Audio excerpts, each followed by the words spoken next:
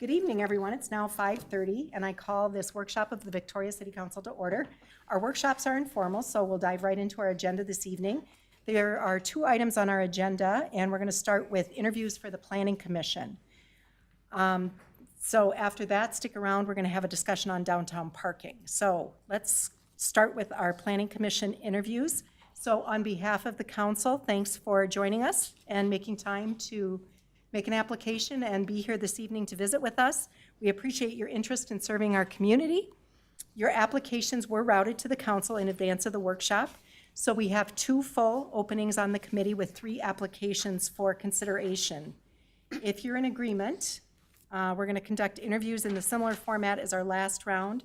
So we're going to start with introductions and then move into questions, and I'll have my council colleagues help me with those questions. So first, Eric, why don't you start us out with an introduction? Good evening, Mayor McMillan and council members. My name is Eric Ream. I'm currently the Vice Chair of the Planning Commission. I'm going to be asking for you to re-nominate me for that position. Over the past 4 years, I was a newer member of the community. I joined or was asked to join. Over that time, I've really gotten to know the community better than I did when I moved out here. Really have an appreciation for the quality of life out here. And seeing all of the changes that are happening, it's been very enjoyable to participate in that. And I want to have that opportunity to continue doing that as we look at our comp plan rewrite coming up. So thank you. Thank you, Mr. Reeves. And we're going to call you Tony.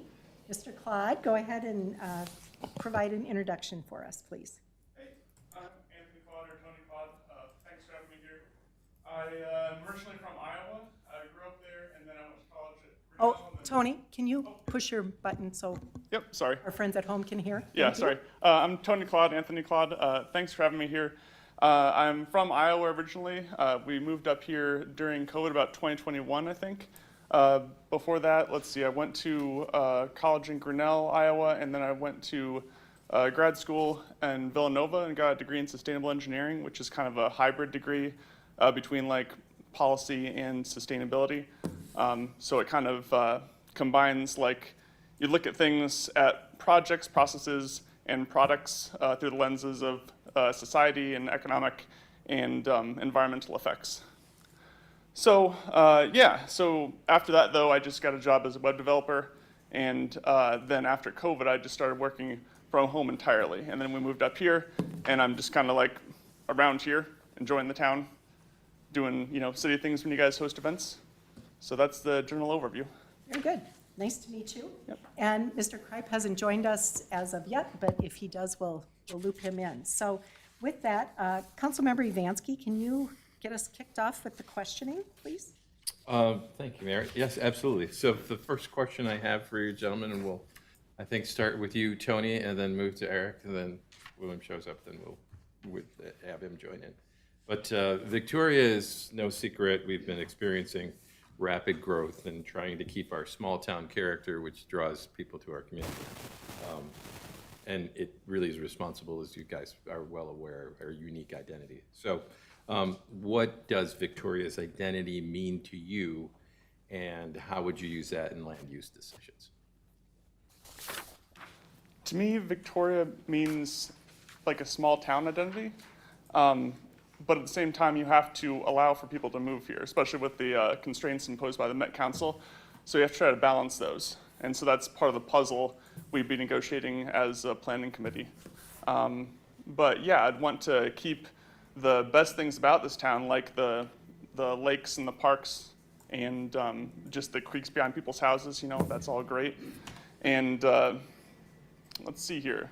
Oh, and like the walkability and the fact that there aren't actually many traffic problems. I'd like to keep that low as well, because there's basically, the only traffic problems I've seen have been around the downtown area, like the central business district. So apart from that, it's like really great. And so I'd like to maintain just the, the good traffic status as well. Thank you. Mr. Ream. Yes, well, we know it's the city of lakes and parks, and I think that those are two really important factors of the community. Over the past several years, it's been watching that growth with, the experience we've had over the past year or so, new developments, talking about changing some of the older historic communities within the neighborhoods within the community, balancing that with some of the many new developments that have been happening, in the south, in looking at different ordinances and sizing and spacing at that. And it's been something that's really important as part of the growth and how we're going to continue to grow and evolve. And I think the Planning Commission has a fundamental role in kind of shaping that process and ensuring that process is allowing stakeholders from the community, the staff, the developers to come forward before we make recommendations to you all. As it relates to the downtown, there's been lots of new growth in development. I can think of 4 developments that are new multifamily home properties that weren't here, when I started this. And so I've had a chance to kind of, with you all, kind of see that growth, and it's been really enjoyable, and it takes some consideration of what other people's interests are and how we grow as a community, and in how we're trying to serve everyone's interest as well as we can. Thank you, sir. Councilmember Roberts, you want to tee up a question for us? Sure. We'll start with Eric this time. Planning commissioners must balance community goals with private property rights. How would you approach a situation where a proposed development meets zoning requirements but raises community concerns? As a planning commissioner, I think they're the principles of, the history of the community. I think they're the ordinances that we're bound by. And I know I was talking to Christian about this earlier. As a planning commissioner, I may have personal opinions, I may have interests, but really the role of the planning commission is working within those guidelines and those rules and seeing how those lay into that proposed development, whether they're seeking variances to things that, historically are in ordinance but maybe have been used before, trying to balance those. But at the end of the day, my role is more of an umpire than putting a stamp on something or putting my thumb on a decision that's otherwise being complied with by the developer. And I think there's sometimes, we think through that when we're sitting up there. But I think that that's a really important, unique attribute of a planning commissioner in what we recommend forward to you and your team. Thank you. Tony? I think the role of the zoning commission, I agree, we're just supposed to follow the city code. So, and I think we're required to actually recommend the development, I could be wrong, but I think we're required to recommend the development if everything is in line with the city code. But this would also be a decision that we would make as a planning commission and that would get passed on to the city council here. So, as a recommendation. Thank you. Councilmember Rife, you're up. Okay, thanks guys for being here. We'll start with Tony. Planning commissioners sometimes make recommendations or decisions that affect your neighbors, friends, familiar places in the community. How do you approach making difficult or unpopular decisions in a public role like this? How would you go about that? You want to start with? Tony, I'm sorry. I think, again, I would just have to follow as close as I could with the code. And if it was something that, affected, someone I knew or something like that, either, I don't know, I assume we're allowed to abstain from a vote. If that isn't the case, then I would just follow as closely to the code as I could. Eric? Thank you. I feel like I've been in that position a few times with the community over the past couple of years, and I think there's a role we serve, and there are people that have lived in the community for years that have interests in their community and in their home and in their properties. And I think when I've sat up there, it's understanding, reading the briefs beforehand and kind of knowing or having a sense of what's going to come up. But I think it's really important to listen to the community and see if there's something in there that could be used as a means for a recommendation to the council as we look at that, or as if we choose to approve it. Are there things that we can do that give recognition to the change while understanding that, you know, in many cases, change is important and we are moving through change. So how do we do it respectfully? How do we honor people? And how do I give clarity in why I'm making a decision the way I'm, you know, voting? Thank you. Thank you both. Jen, would you please close? Councilmember Pedersen. Thanks for being here, guys. Appreciate it. My question for you is, can you please describe how you would navigate making decisions that are in the best interest of the public, but you don't personally agree with?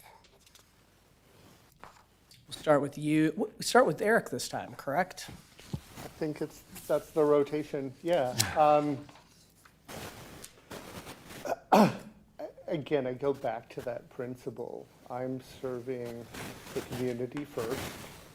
I'm serving under a set of assumptions for the rules that I'm to evaluate in consideration with the developer, or whether it's an individual variance or something. And I think that it's important in that context then, if the vote is going to be contrary to the opinions or the interests, to be able to, again, explain from my vantage point my thinking behind the decision, but then adhere to what I think is right for the community within the context of the parameters. I think we can do a lot of things respectfully, even though it might be disagreeable in terms of how we view something. Fair enough, thank you. Tony, would you like me to repeat the question, or are you good? Yes, please. All right, describe how you would navigate making decisions that are in the best interest of the public, but you don't agree with them. So I would want to know, I guess, from whose perspective are they the best interest of the public? So are they the decisions that the public has a different opinion than I do, or that like fellow people have a different opinion than I do, or I guess what is this relative to? Because I guess in general with decisions that I don't agree with, I would probably defer to the zoning code, or consult with people, obviously, like talk with the public and see what they think. And I might be wrong. I've been wrong about things before, and if I find that like I should actually vote for something, but I still don't agree with it, I'll probably just vote for it, and then just tag my opinion like in a conversation or something, but still my vote would follow how I'm supposed to vote. Fair enough, thank you. All right, we'll wrap it up here with a question from me. The Planning Commission is a collective body and works as such. So how do you approach a discussion when fellow commissioners have different perspectives? And Tony, let's start with you. I think ultimately, I mean, there are 7 votes. It's an odd number of people. So you don't actually have to agree on things, even though it is ideal if you do. But ultimately, it's going to be, if it's sort of a tie, it'll be at least 3v4. But ideally, we could come to some sort of consensus. Thank you. Mr. Ream, please. Yeah, I think over the years, there's been a lot of opportunity to give everyone on the dais the time to speak, to ask questions of whether it's staff or, the developer or the homeowner that's before us.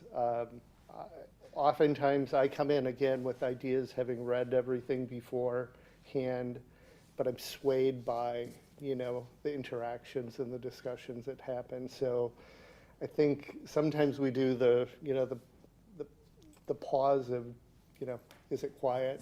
Is everyone done? maybe give it another 3 seconds, someone's going to think of something. But I think that's the way that you get the best out of what's happening is give people space, have conversations, share opinions, inquire for clarification, and then ultimately, hopefully those votes are coming into alignment with the right choice. Thanks. So planning commissioners follow statutory guidelines. Reliable attendance and preparation are critical to commission's effectiveness. So asking if you are both able to commit to 2 meetings a month and completing the advance review needed to participate fully. Yes. Yes. Great. All right. That's all we've got for you gentlemen this evening. Thank you so much for joining us.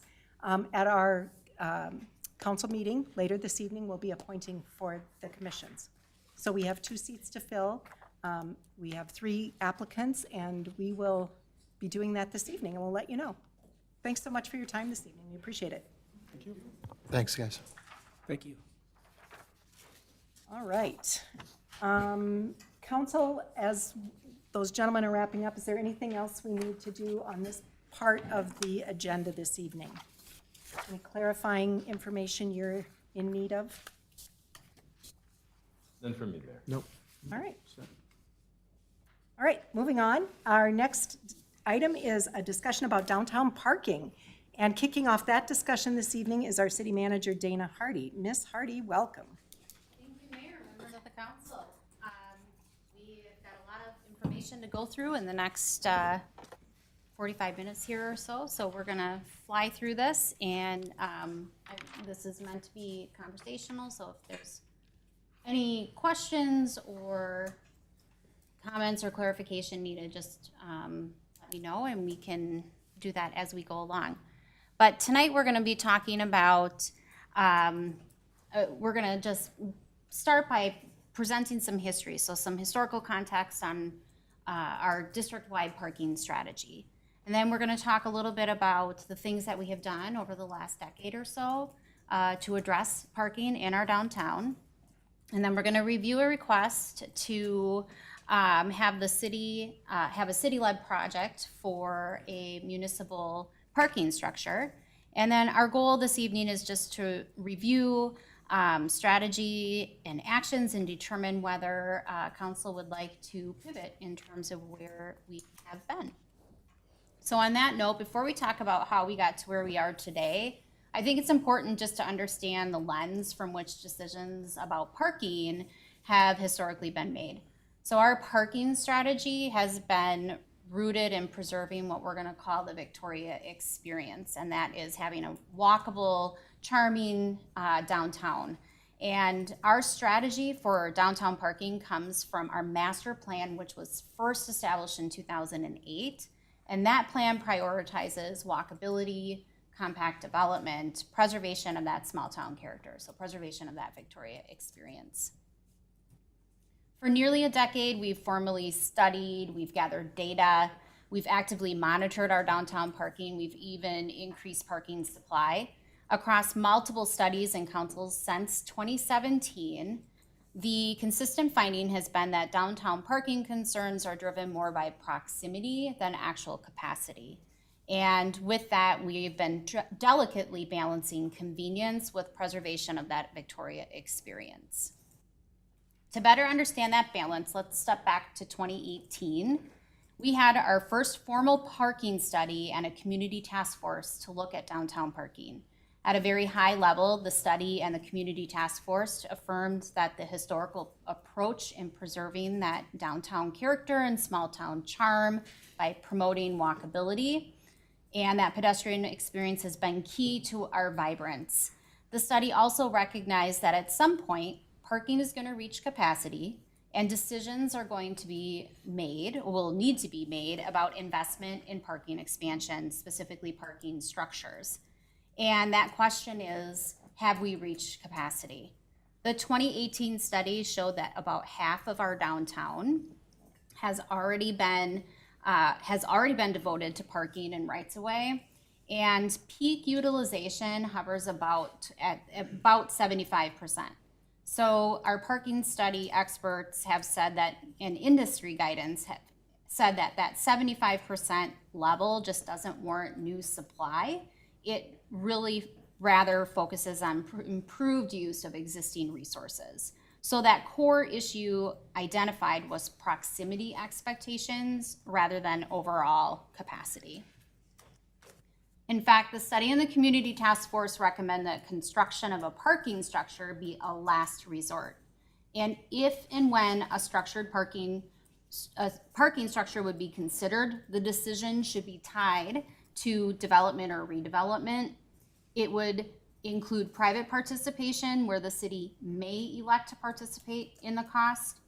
That tax increment financing or TIF be considered as a means to fund a parking structure, and that the parking structure design would blend into the downtown so we would not detract from that small town charm that everybody loves about Victoria.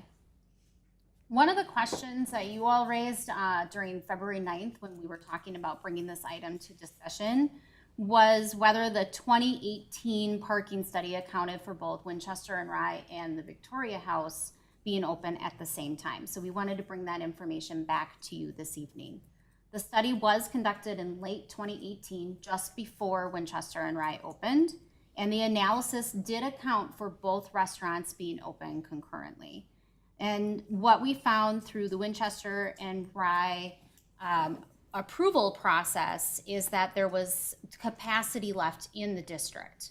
So when the former Victoria House reopens with its new restaurant concept and under new ownership, we do expect there to be parking available in the district. We also would expect that our core area, where all the restaurants are currently clustered, may experience more challenges during those peak demand times. In other words, it might be more difficult in the core area of our downtown to find parking on a Thursday evening, a Friday evening, a Saturday evening. And this is where our parking management strategies come into place. So at the time of this 2018 study, there were 445 parking spaces within the district's 1/8 mile walking distance. And of those, 48 spaces were private and unavailable for public use. And that left about 397 publicly available spaces throughout our entire downtown district. I want to talk a little bit about why that 1/8 mile radius is important and why we're pointing that out. And that's because it represents approximately one city block, which reflects the distance that people are willing to walk before they feel inconvenienced, before they feel that they're parking too far from where they want to go. And that distance has been a help with us in guiding our planning and balancing that convenience with the walkability and compact core that we have. Dana, can you tell us where that 1/8 measurement was made from? Yeah, so we actually looked at different areas, and so, and Brian, you can help me maybe respond to this, but we looked at different areas 1/8 mile from each of our core parking lots to make sure we have coverage within all of that area. So if you park in the Rose Street parking lot and go to Winchester and Rye for dinner and then go down to Omni to have a beer, is that still 1/8 of a mile, or is that a little? That would be if you parked at the new Row residence. No, the Rose Street parking. Or the Rose Street parking, that would still be mostly within the 1/8 mile, yes. If you parked across in the back, the Row residence, Yes. and then walked to Omni, that would be probably just outside of that 1/8 mile Okay. in part. Good, that's good perspective, thank you. Okay, so moving on to community task force recommendations. So the 2018 parking study and the community task force developed 13 different strategies to address downtown parking in Victoria while still preserving that walkability, that Victoria experience. And their recommendations have served as the basis for today's decision-making about downtown parking. So of these 13 strategies, 10 have been implemented or are in progress, and they are bolded on your screen. Number 7, limiting liquor licenses, was a recommendation that was explored but ultimately not implemented. Number 8, valet service, that also was tried, so it was piloted and was not well received by the community, so that service was discontinued. And then a parking ramp has been evaluated on several occasions in different locations throughout downtown and to various degrees, but determined to not be at the right time based on community sentiment and the lack of support for funding through property tax dollars or other sources such as local option sales tax or meter pay for parking type of technology. What time frame was the valet service? That was done in 2019. 2019, okay. Thank you. What is urban form? The urban form, I will dive into that, but that's really our master plan. That's that compact city core, the design standard that we have, that you don't have large parking lots like you see in suburban areas. So it really sets us up for the type of walkability and pedestrian experience we want downtown. Got it, thank you. You're welcome. So these were the strategies that we've explored in 2018, and now I think what I'll do is just go through the next several slides that show how we've put these strategies or these recommendations into action. We can start with utilization counts. So the task force recommended that the city conduct regular utilization counts at the same time for consistency. They recommended that we look at 10 a.m., noon, and 6 p.m., and that we do this during the summer months on a Tuesday, Thursday, and a Saturday. So we have taken utilization counts since that time, and in 2022, we actually hired a firm to do the utilization counts for us, as well as looking at capacity changes. And that was to determine if we are experiencing, if we've lost capacity, so are we feeling that there's more utilization, changing that we weren't aware of. And so the study concluded that from 2018 study that in 2022, the capacity percents really did not change. The snapshot, it's kind of small, but what you're seeing here and the 2020 study is that even on a weekend evening at 6 p.m., we were still seeing a capacity of about 23 to 48 vehicles in our district. And since we took this, since we've done this utilization study and capacity check, we've added parking. In fact, we've added 81 parking spaces since 2018. And we have another 90 spaces that are projected to come online in the next 12 to 18 months with development. So based on this, if we were to go back and look at capacity and utilization, we would predict that with the additions and with what's coming online and what's projected to come online, that our capacity would be unchanged or will have improved.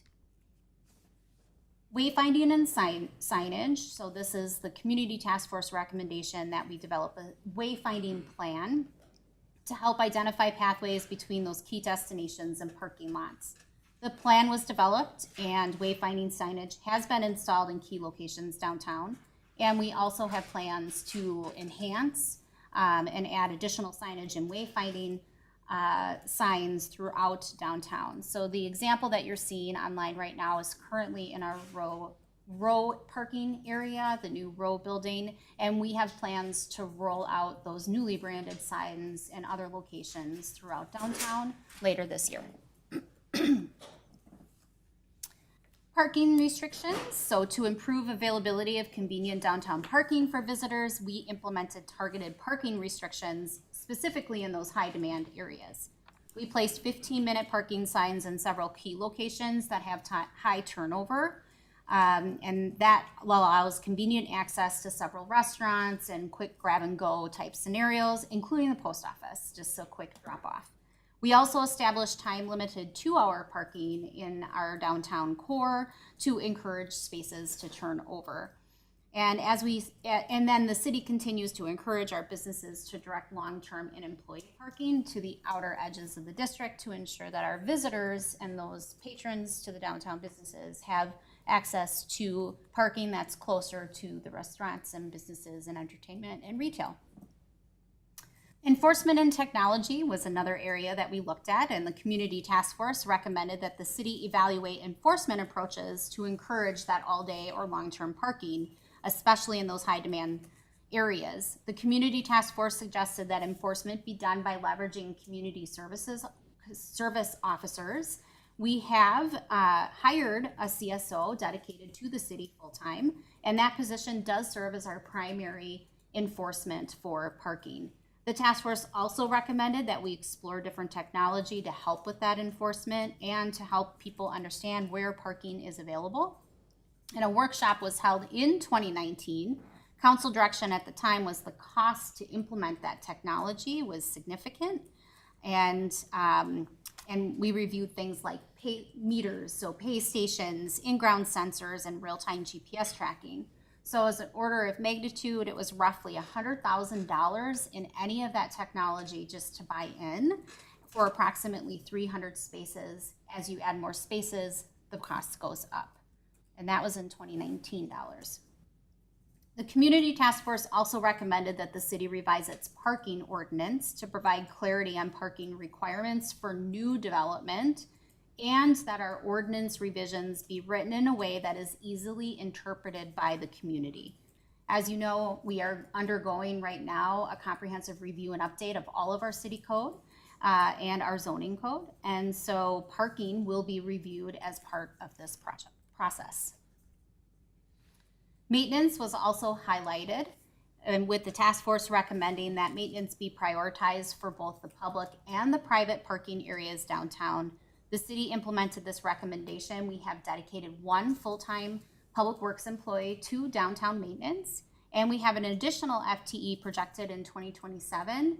Their responsibility is to ensure that routine maintenance and provision of a safe, clean experience for everybody coming to our downtown area. I had mentioned that we had explored limiting liquor licenses, but that was not implemented.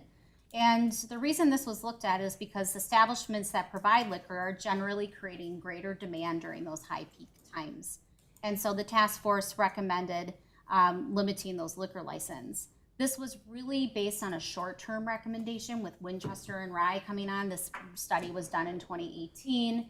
And the committee really wanted to take a wait and see approach to see what the parking situation would look like after all the restaurants were operating concurrently.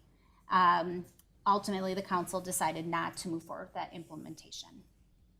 And then valet service. So the community task force recommended that we explore and implement valet service as a means to provide downtown visitors a convenient option for parking. The businesses did try this in 2019. Was not well utilized. And in May of 2019, the businesses actually approached the city to request that the drop-off location be changed.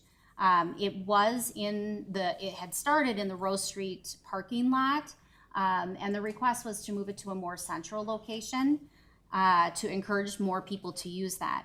So the council authorized 3 public parking spaces for valet service after 4 p.m. on a Thursday, Friday, and Saturday. Those 3 spaces were on the corner of Tower and Randy's Way, immediately adjacent to Winchester and Rye. And the valet service continued to be underutilized even with that location change. So ultimately, the businesses who are subsidizing it and working with the city on that made the decision to discontinue the service, as we were hearing from people that they prioritized walking rather than paying for that service. Can you, it said on here at $10, but I think, am I remembering right, like, we reduced the fee, right? Like I think it was I even believe maybe so. like I'm gonna look. I 3 know we have some of our one Mary, do you know do you recall? Tom, do you recall? It was $10 to $15. Yeah, It was not well received. Sure. yeah. I thought for some reason I thought I heard that at one point there was like, because it wasn't well received, that we then tried it to see if the people used, if it was even free, and then asking for like a donation or whatever, and it still was not well received.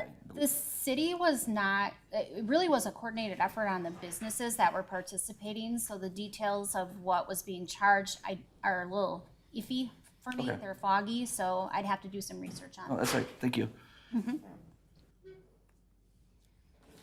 Okay, employee parking then. So Community Task Force also recommended that dedicated employee parking for downtown businesses be created, thereby ensuring a healthy supply of parking for visitors. So the task force recommended that underutilized parking areas on the outer edges of the district be dedicated for employer long-term parking, but this would require active promotion by and encouragement by the businesses. So some of the businesses do practice this strategy and some do not.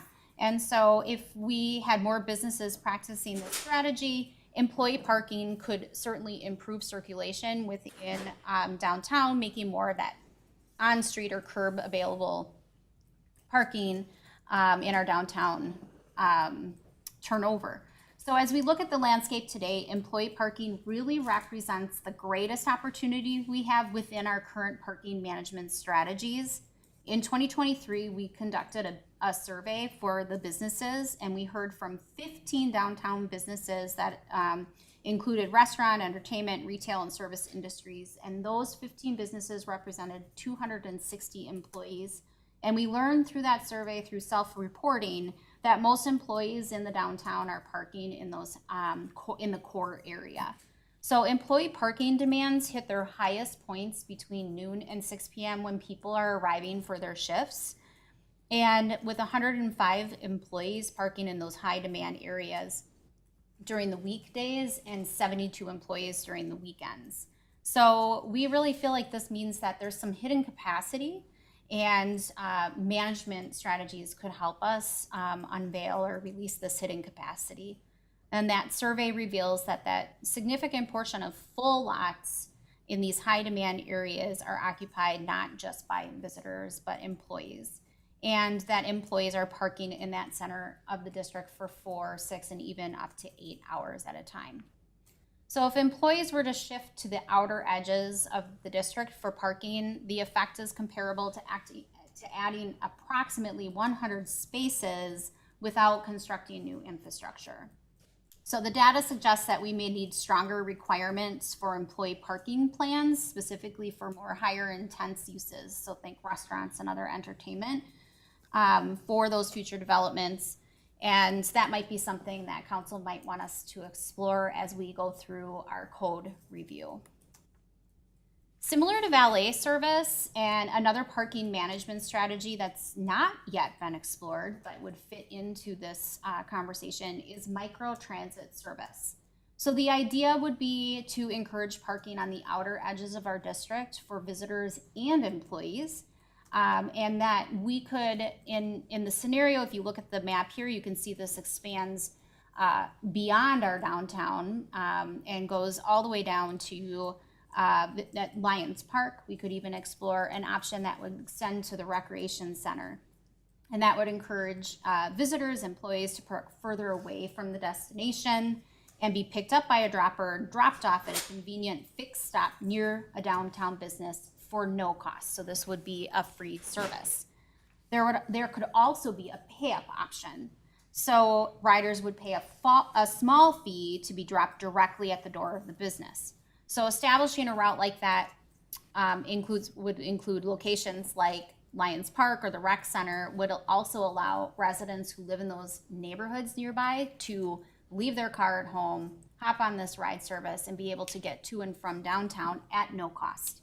In theory, this would reduce the number of vehicles circulating downtown and open up parking spaces, specifically during those peak periods. It could be a solution to the employee parking situation that we just discussed. It could even benefit our downtown residents, so those who are living downtown, giving them an easy way to access destinations without needing to drive, particularly during poor weather or cold weather. It could also help during special events, so with that congestion, concert nights, classic car nights, Light Up Victoria, easily getting people to and from downtown while encouraging parking outside of downtown. And it could be an option for us to utilize this service during Highway 5 construction, so people are continuing to find it convenient to get to our downtown core and frequent our businesses. So while valet service was not widely utilized, the broader popularity of rideshare style services today could make this option more appealing than a valet service. It would be important to note, though, that this option does come at a cost. Preliminary estimates suggest that we would be looking at approximately $134,000 to $148,000 a year. And that would be for just operating during our peak demand times and potentially looking at some of those other key event locations. So, with those examples in mind, I'm going to just now come back to the recommendations from the Community Task Force and step back into that. Another recommendation was for the city to develop marketing materials that highlight key destinations and parking locations. So that was referred to in the plan as customer service. The city has implemented this recommendation and continues to update those materials as needed. And you see this through our Discover Victoria campaign, which we're really leaning into as we lead up to the Highway 5 construction. The Community Task Force also recommended that the Planning Commission serve as the city's parking commission, and that they would be responsible for monitoring utilization accounts, working with businesses to address parking concerns. The city has implemented this approach in part. Planning Commission does evaluate parking as part of the development process. Staff, however, have also played a key role in this and monitoring parking utilization both formally and informally through studies and observation. In 2023, the city did expand the responsibilities of its community development director to include economic development, strengthening our ability to connect directly with businesses and be able to support what their needs are. So our current community and economic development director, Jen Brewington, regularly engages with our local businesses, both formally and informally, to understand their needs and to identify different challenges. Through her annual business retention visits, we meet directly with the businesses to discuss the challenges. And through those conversations, employee parking has really been the only issue identified as a concern consistently by all of our businesses. In addition, since 2019, we have met with downtown businesses and property owners 29 times specifically to discuss downtown parking, including parking structure concepts. The Community Task Force also recognized that downtown Victoria's urban form is key to our appeal, why so many people like visiting our downtown. Our master plan reinforces that vision, and parking strategies have been developed with that framework in mind. So if you see on the bottom of your screen, I've got a big arrow pointing to number 7, which specifically calls out parking, and it calls for increasing parking capacity in ways that preserve the character and development pattern of our downtown. The Community Task Force also acknowledged that long-term redevelopment opportunities could create situations where a parking structure might be integrated to downtown. The task force emphasized that those opportunities really should be driven by private development, with TIF as a potential funding tool, and that we heard this earlier, parking structure should be viewed as a last resort. The recommendation was when larger redevelopment or infill opportunity arises, the city should work with that property owner or the developer to evaluate opportunities to add parking. And this is exactly what occurred in 2023 with the Monarch development proposal for redevelopment of the Gannon property. And around the same time, a group of downtown property owners approached the city with an alternative concept for a parking deck and doing that evaluation on the same site. Both the Monarch proposal and the alternate concept were reviewed by council, and community feedback at the time raised concerns related to scale, funding, maintaining our downtown character, which you all considered in your direction. When the parking structure concepts were discussed publicly, more specifically, the concerns raised by residents at the time really focused on some key themes around safety, too many structures or buildings being in a small area, displacement of our classic car events, which draw a lot of people from out of town here, and parking structure just really not aligning with the small town character. Those concerns were an important part of your discussion and helped shape the direction that followed, which was to continue to focus on parking management strategies and adding parking supply as development and redevelopment occur. So now we know what we've done with the parking strategy, the parking study, And we've implemented different strategies to address or look at parking downtown, and we've primarily focused on management, but we've also, as you heard, increased capacity by 80 spaces since 2018, and we've got another 90 online, projected to come online in the next 12 to 18 months. The slide before you now actually summarizes key parking related studies and analyses and discussions that we've had, that council has had since 2017. We're going to briefly walk through each. In November of 2017, council held a workshop to discuss downtown parking, not dissimilar to what we're doing here this evening. That workshop focused on the history of downtown parking, how strategies have been prioritized, and at the time, council emphasized the importance of walkability, character, and charm of downtown. They recognize Victoria just doesn't keep that charm and character if you move to what you see on your screen, which is a lot of parking lots, a typical suburban layout. The council further discussed how to add parking capacity without raising property taxes. They discussed the benefits and challenges of a parking structure and whether the time was right to construct one. They ended up prioritizing investments into road projects and ultimately directed using TIF to create parking downtown right in front of you with the reconstruction of Steiger Lake Lane on the east side here. Excuse me just a second. Welcome. There's some chairs over here, so please come in and have a seat.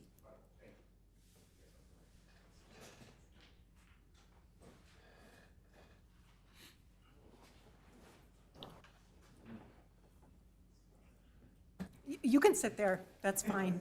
It was just for another thing. Nobody wants to sit in the front pew, ever. I promise not to call on you. All right, carry on, Dana, thank you. All right, thank you, Mayor, members of the council, jumping back in here. So downtown parking study, we've spent a lot of time up to this point reviewing that. So for the sake of time, we're not going to spend any more time on this slide right here talking about that study. I think you have a pretty good sense, or at least hope you do, on what that all was. So let's go into 2019. So in 2019, the city hired an engineering firm, Kimley Horn, to evaluate 2 sites in downtown Victoria for a parking ramp. We evaluated 2 potential ramp sites near Rose Street. One was on private property, and that has now been redeveloped into row residence in the row buildings. The other site is the city's Rose Street surface parking and 2 adjacent private parcels that are being used for parking. What we learned is that site capacity and scale for these structures varied significantly. The land where Row sits today could have accommodated up to 294 parking spaces on a 3-level structure. That parcel has been redeveloped, so that site is no longer an option. The Rose Street parking lot, however, does remain an option. It is surface parking today, and the concept evaluated was limited to 2 levels for approximately 167 total spaces. That would be a net gain of 83 spaces. The analysis also looked at construction costs for each of those concepts. Estimated construction costs in 2019 dollars ranged from approximately $5 to $6 million for the Rose Street site and $7 to $8 million for the 3-story ramp. Now, I know I said that ramp was not an option, but the difference between the 167 stalls and the 294 stalls, I wanted to give you order of magnitude. So 5 to 6 for the smaller, 7 to 8 million construction only costs for the 2 concepts. What these estimates did not include were costs for design, engineering, geotechnical studies, contingencies, permitting, any property acquisition, inflation, or other soft costs. Additionally, we learned from the study that through site constraints and access, those items drove the feasibility of the design. The study identified different constraints such as physical, building height limits, and impacts adjacent to key businesses as being key drivers to the layout and the potential costs. The community feedback did not support funding for property taxes for either ramp project, so council asked staff to bring back potential funding options for moving forward with this. That brings us to local option sales tax and some additional technology. In June of 2019, the city evaluated different parking management technologies to help direct visitors to available spaces and improve utilization of our existing parking. The technologies included camera-based systems, which actually are used to detect open spaces. They communicate the availability of spaces through signage, websites, and your mobile phone apps. And these are typically used in surface lots. We also looked at in-ground sensors, which track occupancy space by space, and through these systems can be a little bit less reliable in snowy, colder climates like Minnesota, but are still used pretty broadly here. And finally, pay station integration, so metered or pay parking, which uses those paid parking systems to track and display occupancy digitally. The key takeaway from that discussion was that parking technology can certainly improve awareness and utilization of existing spaces without adding parking supply, but the systems and the infrastructure come with costs. At the time, it was roughly $400 per space for about 300 spaces. So you were looking at over $100,000 up front, plus $900 a month for any of the maintenance, so software as a service. This cost estimate did not include any investment in infrastructure, so network, electric, power infrastructure. So that would be above and beyond this. So at the time, council determined those costs were just too high relative to the benefit for the net gain. And that people were indicating, the community was indicating that they did not want property tax dollars to go towards funding those solutions. So in the interest of wanting to continue to explore and evaluate other options and making this happen, in 2019, council explored alternative funding options, and that included the potential use of a local option sales tax. So a little history about what that looks like. In Minnesota, cities must first obtain legislative authority and then receive voter approval at a general election before you're able to implement sales tax. So if that's something you are interested in, you can just make that happen. You have to go to your legislature, get a bill passed, have it go through that legislative process to be approved by the legislature to be even able to take it to your voters. And then that has to be a ballot question. So to pursue this option, we would also have to have a very defined project and a very specific cost, because the voters are actually authorizing not just the project, but the specific cost as well. So during the workshop, the parking structure was discussed as a possible project for local option sales tax. And the presentation noted that structured parking could qualify as a project of regional significance. And this is noted here because an important factor that the legislature considers is regional significance when evaluating requests for local sales tax. The potential revenue for Victoria, however, was relatively modest. Based on historic taxable sales, 0.5% of local sales tax was going to estimated to generate approximately $138,000 annually. This workshop emphasized that sales tax revenue would also be subject to economic fluctuations in the market. The discussion was presented through a broad process where there was an informational session, and then council would take public input before having a policy discussion. So following the workshop, both residents and members of the business community opposed implementing the local sales tax, and then council directed staff to not pursue this option any further due to the lack of community and business support. That brings us to 2022, where we updated our parking utilization counts. We used the same methodology as 2018 study to evaluate those trends and determine if demand had materially changed downtown. That workshop, we then brought this information back to a workshop and reaffirmed that the district-wide shared parking approach remains our organizing framework, and rather than requiring each individual site to meet parking demand independently. The item was presented for discussion, and council did not provide direction to pursue construction of a new parking infrastructure at that time. Council did, however, emphasize the importance of continuing to monitor utilization trends to help inform future decisions.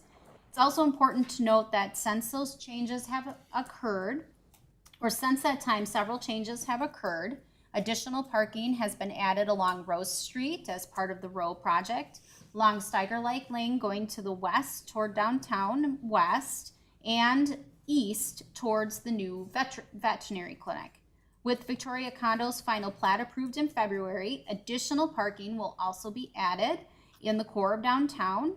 And the city will be actually evaluating whether we can get additional spaces in our existing central parking lot, as that will be reconfigured during construction. So if there's an opportunity to squeeze more parking in there, that's something we'll be exploring as that project moves forward. Then if the hotel project moves forward, that would add approximately 59 additional spaces on the old schoolhouse site, along with a pedestrian connection directly into downtown. And staff would continue to work with private property owners to identify additional opportunities to continue to add throughout the district. So even since 2022, parking supplies continued to increase district-wide, particularly in those areas experiencing the higher demand utilization. In 2023, the city explored 2 separate proposals to construct a parking structure on the city-owned central parking lot. One concept would have been a privately constructed and funded option, and then the alternative proposal would have been a city-led and city-funded project. The public and the council feedback focused on scale, funding, and character. Community input raised concerns around downtown intensity, the building massing, and the use of tax dollars for a parking structure. To that end, you did not advance either concept, and reaffirmed reliance on parking added through development, and then focusing on our management tools. Dana, do you have the number on that parking deck that we looked at that point in time? Do you remember what the estimate? Yeah, I think off the top of my head, it was, so there's 43 parking spaces today, and it would have probably doubled that, close to double that. So another 40 to 43 spaces. So the net gain would have been somewhere around 40. But do you remember what the cost of that? The cost estimate for construction only that was presented at the time is at $3.5 million. Got it. And again, that was construction only. Thank you. Okay. So as part of evaluating both the Monarch parking structure concept and that alternative plan for the parking deck, the city explored a number of different tax increment financing, or TIF districts, as a potential funding tool. For the Monarch proposal, which included a privately financed parking structure as part of redevelopment of the Gannon parcel, staff evaluated the creation of a TIF district that would include the Gannon property, so that's A on your screen, as well as the adjacent city-owned parking lots, and those are showing up as B and C on your screen. While the project met statutory requirements for TIF, the downtown property owners raised concerns about the scale of the development and requested evaluation of an alternative plan. That's when the parking deck plan on this site was presented by some of the downtown property owners to the council. The request was to have that be designed, funded, and led by the city. Ultimately, the Monarch proposal did not move forward as initially presented. The Gannon property has since received final plat approval for a smaller scale mixed-use development on where parcel A is here, without an attached parking structure. Related to the alternate parking deck concept for the city's parking lot, shown here on, again, lots C and D, the group requested that the city use shared parking fund dollars to evaluate a TIF scenario. So council authorized the use of those parking fund dollars to do a TIF analysis. The proposal included 7 parcels, which are shown on your screen, and those parcels represented properties where owners had indicated potential interest in future redevelopment or expansion, and a willingness to use TIF from those projects to help support public parking. However, redevelopment timelines for the parcels did not align. Parcels B and F indicated that they do not have redevelopment plans at this time. Parcels A and E have moved forward independently with projects already, and parcels D and E would not qualify for TIF on their own. Parcel G indicated redevelopment may occur later and potentially after the hotel project. As a result, these parcels did not move forward collectively as originally envisioned. That said, there still may be opportunities to explore standalone or non-contiguous TIF districts, which we'll cover a little bit later in this presentation. As staff met with property owners and downtown businesses, again, to discuss parking, there were a few consistent themes that emerged out of what a potential solution could accomplish. First, there is just general agreement that expanding public parking could be beneficial, but not if it comes at the expense of the Victoria experience, that walkability and charm of our small downtown character, which again draws people to our downtown in the first place. And second, property owners emphasize that long-term parking solutions should serve the broader district downtown rather than the interest of a single property owner or individual development project. And then finally, many of the downtown property owners expressed that any approach should involve collaboration among the downtown stakeholders, with the goal of creating a solution that provides equitable benefits across the district. These perspectives helped inform conversations that we've had with property owners and developers as different parking concepts have been explored in the district. With those perspectives in mind, that chronology brings us to where we are today. A recent sketch plat for a proposed boutique hotel has renewed that request for the city to revisit the concept of a parking structure, including a skyway connection to the hotel and park-style amenities on the roof of the structure itself. In other words, a new development proposal has reopened our discussion on parking, about whether parking structure should be considered at this time. Given that request, a key consideration for council becomes whether the conditions that have informed prior decisions have materially changed, and the next few slides will outline some of those policy considerations to help guide your discussion this evening. So what policy decisions can council consider? Here are some suggestions. One consideration could be, what type of problem are we solving for? This slide steps back from solutions that focus on clarifying the nature of parking itself. As the 2018 parking study and subsequent discussions have noted, downtown Victoria's parking conversation has often reflected different types of concerns that look similar but have different implications or solutions. One dimension is overall availability, whether there are enough parking spaces in the district as a whole. Another is proximity, whether visitors are able to park immediately adjacent to their destination with direct sight of a business entrance. A third factor is that peak demand timing. Much of downtown parking demand occurs during the evening, during the evenings, which differ from daytime utilization patterns. And finally, there are event-based conditions where large community events temporarily increase demand beyond our typical daily levels.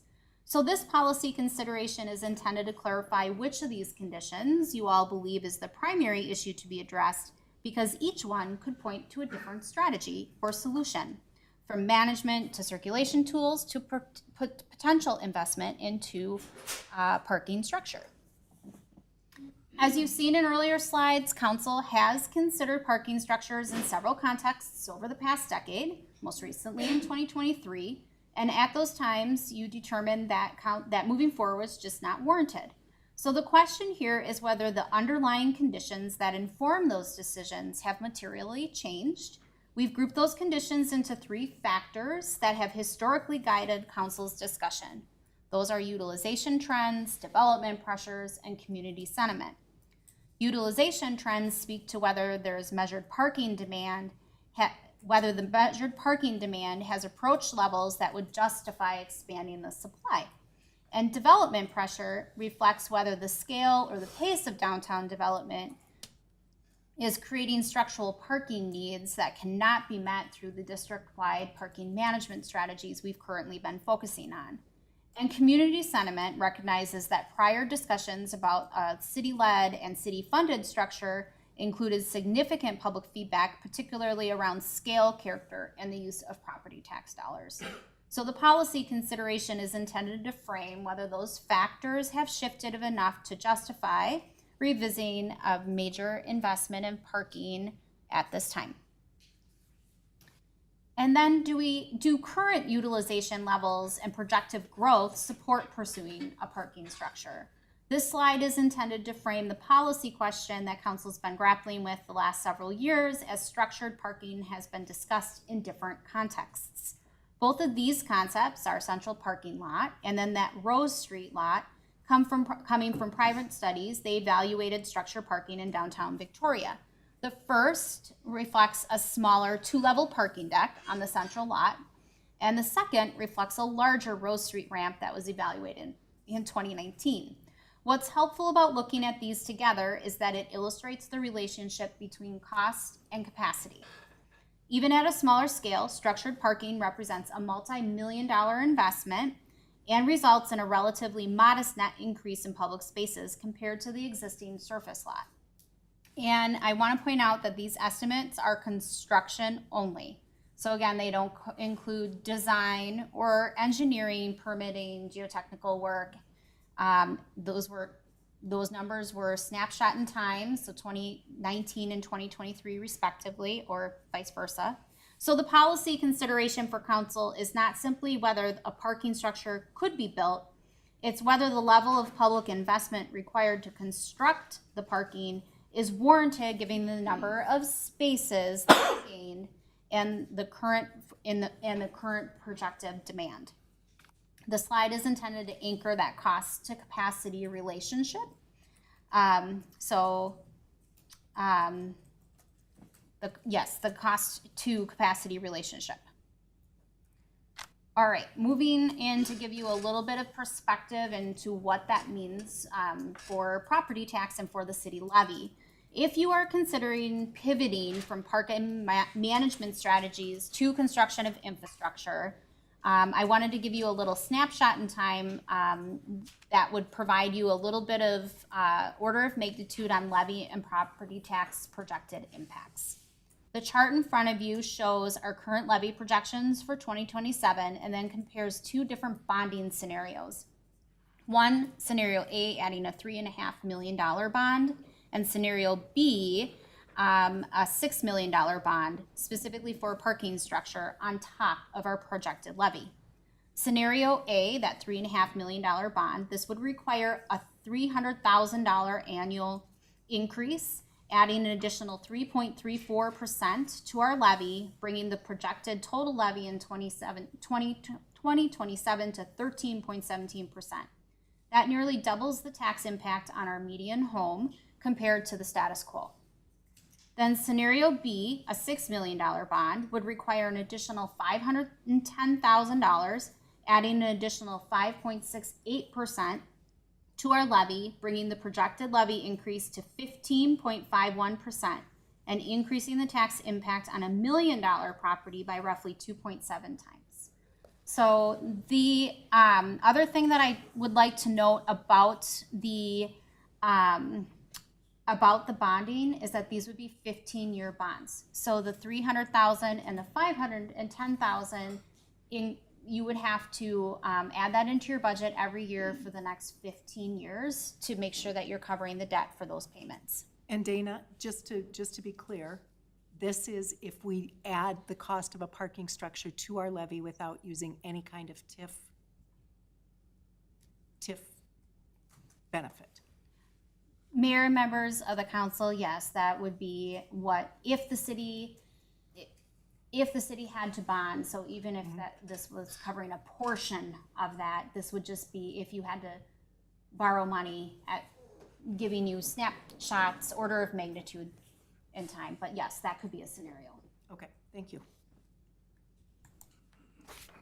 The other thing that we're not talking about in terms of, it's one thing to be able to say, okay, city's going to do this, we're going to construct it, but the other thing that we haven't talked about yet is the maintenance side. So just real briefly, we haven't done a lot of deep dives into this from the staff lens because council hasn't directed that, but again, order of magnitude, we want to give you a sense of it's not just constructing it, but then somebody's got to maintain that. What does that look like? So staff estimate approximately $10,000 a year in basic maintenance for an 84 stall ramp. So similar to the alternate plan, the parking deck plan, that was presented by the downtown property owners. So using that as a guidance, $10,000 a year in basic maintenance for that net gain of the 40 spaces. The estimate does not include costs for utilities, does not include capital replacement costs. There's a question on whether an elevator would be necessary. So it does not include any elevator costs or maintenance costs. It also does not include the cost to insure the structure. Features such as a rooftop park or a skyway connection would increase both construction and maintenance costs. And those are not reflected in costs either. Do we think we would need another FTE to help with this, or, I mean, would we just be able to absorb that with our staff that we have? So we currently have one FTE, one full-time FTE dedicated to downtown maintenance. We are projecting a second one in 2027. I think I wouldn't necessarily say that the mere fact that we were constructing a parking structure would prompt additional staff, but we would look at it holistically. What's that level of maintenance? What are we constructing? I think if you decide you want to put a park amenity like it's being recommended, that might absolutely result in needing to dedicate more staff for that. I think for us, the high level conversations we've had at the staff level is whether we have the right equipment to maintain. And that equipment might look differently if we're doing a park amenity on top or just strict parking. Okay, I want to take a quick pause here, and for anybody who's joining us for the city council meeting, we are still in workshop mode here. We're going to continue on with our workshop here until we can wrap that up a little bit. So I beg your patience and stick with us here while we get through our workshop. Thank you. Okay. Okay, thank you, Mayor, members of the council. Back to this slide, can I just clarify, I understand what you're saying, that, you know, the prior slide was more the construction, right? Yep. These are all the maintenance fees, so are you saying on average, this will be $35? Where does the $35 go into these utilities, long-term, all these? No, What that's are you just saying? basic staff time, Is 35, 35 a stall. So Got what's it. not included are, you're putting lights on there. got it, The electricity cost, if we have to put water in there. insurance, Sprinkler, we'll have to extend water there. Those costs aren't in there. Insurance costs are not included in there. got it. So what is this, like sweeping and Sweeping, snow shop, painting lines, clearing snow, thank you. regular routine maintenance. And do we have any idea with those costs? I think I heard a number of, what was it, $10,000 a year for the, was that just That's the just the maintenance. maintenance side of it, cost. not insurance or anything else? So that gives us an idea on the maintenance side, but not anything else. Yeah, Got and it. staff hasn't done a real big deep dive, and there Yep. were just, the purpose for this tonight, if you were to say go and we want to understand what these costs are, we would certainly bring back more detailed information around this, so you have an idea of what that all-in cost would be. But without council direction, we did not want to spend a lot of time, but wanted to give you enough information just to flag that there are additional costs that would need to be considered if you decide to move forward with that investment. Got it. Thanks for clarifying. Okay, parks or skyway components. So the renewed request also to evaluate this parking structure included a request to evaluate whether we should include a rooftop park or a skyway connection. So a couple things as you weigh that request. I wanted just to note for you all this evening that parks are not eligible TIF costs under state law. Park component would really require separate funding source other than TIF increment. So you would be maybe looking at property taxes, park dedication, a local option sales tax again, maybe even an increase to utility franchise fees to dedicate for that purpose, or a combination of those items. It would likely need multiple funding sources. A skyway connection directly to a private building would also not qualify as a TIF eligible improvement. So again, separate funding sources would need to be discussed and identified. The other piece that I would want to note on that we got clarification from both our legal and financial consultants, is that any enforcement or materials or labor that would be above and beyond what you would just put in for a parking structure, if you did extra materials, let's say you had to have your footings larger to be able to support a skyway, that incremental change from just the skyway use to what you need to support a sky, or the parking structure use to what you would need to support a skyway connection, that could not be a TIF eligible cost either. So there's a lot of administrative work to make sure that we're separating out the costs. And this is something that the auditor, the state auditor, would be looking at too for appropriate use. So there would need to be additional work, additional money spent on the front end to make sure we can document that no TIF increment was used to support the infrastructure needed to connect a skyway. I mean, if we wanted to do this and we had a skyway, the skyway is benefiting a private building. So could that cost be, like, if you want a skyway, it's your cost type thing? Could that be done? That certainly could be something that the council would request, but again, we would have to document that if TIF is being used to fund that no TIF costs are being used on, like, if you needed heavier concrete, like those incremental differences we'd have to demonstrate and document that no TIF funds were used to support any part of that. All right, this brings us to a few items to note about TIF. So the next few slides, we're going to pivot a little bit and just talk briefly about TIF authority, timelines, financial implications, and our prior discussions with downtown property owners and developers about use of TIF, and risks specifically related to our parking structure. So it's important to note that TIF can legally be used to support construction of a parking structure. However, council has previously expressed reluctance to issue bonds or assume financial risk for a parking structure, particularly given other levy pressures. Sorry, I have the hiccups all of a sudden, so I apologize in advance. If the city were to move forward with the parking ramp, our financial consultant believes that the city would likely need to issue general obligation bonds, and property tax support would likely be required in the early years of the TIF district before sufficient increment is generated. Some of the downtown property owners have suggested that TIF alone could fully fund the structure with no taxpayer impact. Based on current projections, staff and our financial counsels are not seeing that scenario is likely, and that's given the information we have today. Because of council's past direction, staff communicated to downtown property owners that the city remains open to using TIF to support a privately financed structure, including one located on city-owned land. However, some of the downtown property owners have also indicated that they would not be interested in private financing or things like special assessments for those costs or participating in long-term maintenance costs. They were really seeing those as being a city-led project and city costs. So if council wishes to explore parking structure further, we would likely need to have additional policy conversations around whether the city would finance and own that structure.